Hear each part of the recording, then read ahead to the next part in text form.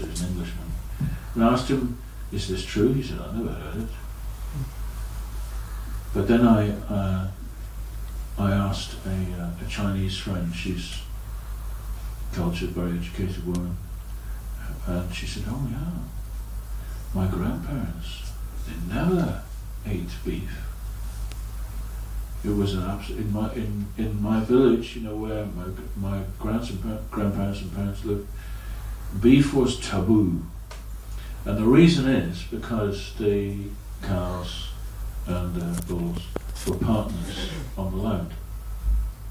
And so they had a special status, a bit like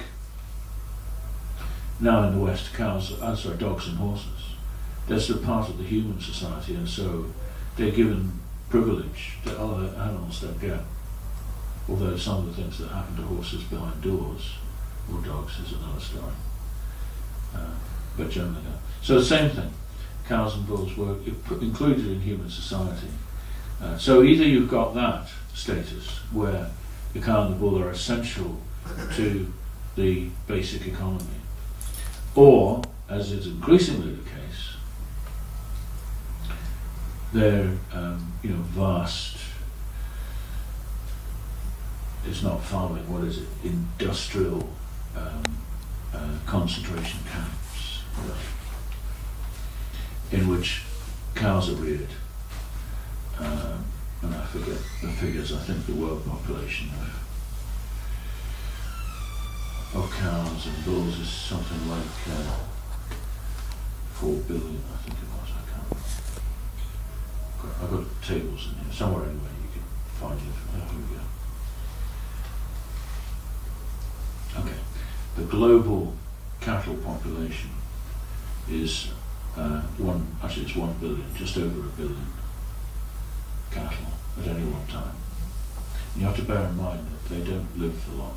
They're not allowed to. I mean, they would live for 15 or 20 years, but they're not allowed to live for more than 5 years, generally speaking. If it's a dairy cow, and if it's a beef cow or a bull, then they live only for 2.5 years before they're slaughtered. So when you say there's, 1 billion or 1 billion, that's not like saying 1 billion human beings who have a lifespan of, as we do, of 60, 70, 80 years. Their lifespan is only, I'll probably average 3 years, and yet there's 1 billion of them, so the turnover is very rapid. Out of those 1 billion, roughly a quarter are dairy cows. No, actually it's a fifth. A fifth. Actually, I've got that figure wrong. It's 1.25 billion, and 1 billion are beef, and a quarter. And a quarter of a billion are dairy. And there's a difficult topic here, which we're gonna. It's not going to go away. All of us are going to consider it. I think perhaps in the ashram, if you live in an ashram, it doesn't come up so much. But for many devotees, this question comes up. Prabhupada says here in the purport, it says,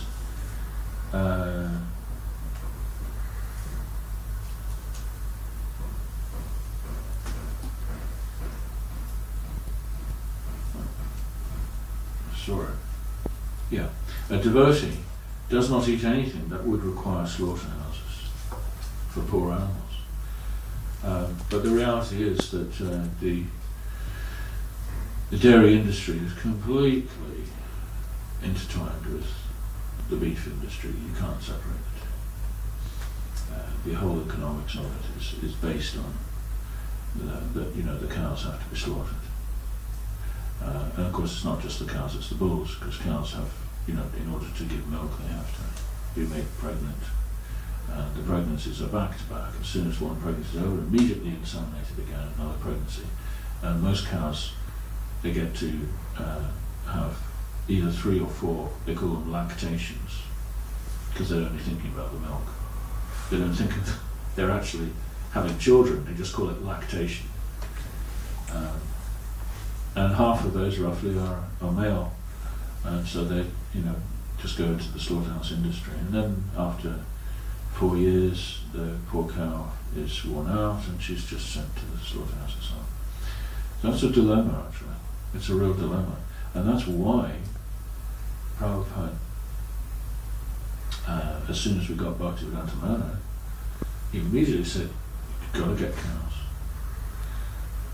You've got to have cows." And so far as I've understood, and this is clear that Prabhupada also thought like this, so long as I'm engaged in, if I'm a disciple of Srila Prabhupada, or a disciple of Prabhupada's, if I'm in Prabhupada's I'm a follower of Prabhupada, we're all disciples of Prabhupada in the broader sense, then either I'm busy preaching and I'm in the city, and of course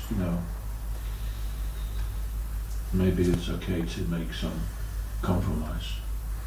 But if I'm in the countryside, if I've got access to land, I must protect cows. That's really what it comes down to. If you ever have the opportunity, and some of you will, you live in a rural situation, then you must somehow try to look after cows, not necessarily yourself, it's not everyone's nature, but somehow contribute your effort towards that, support that.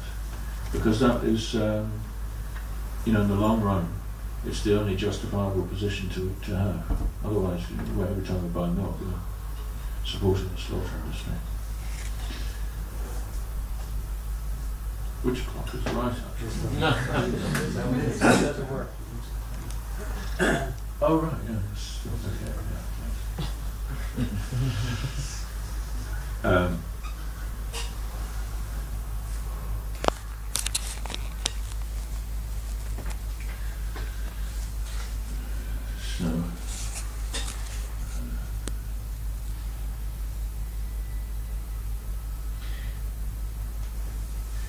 As soon as this is developed, this is a natural side effect of spiritual realization. I realize that I'm not this body, unlike the people who think, that I'm this body. Not only I am this body, but this body will live forever.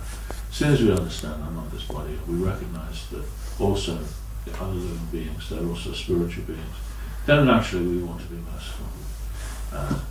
And so, well, yes, just to conclude, Sitaram, Prabhu, most people know Sitaram, he's been working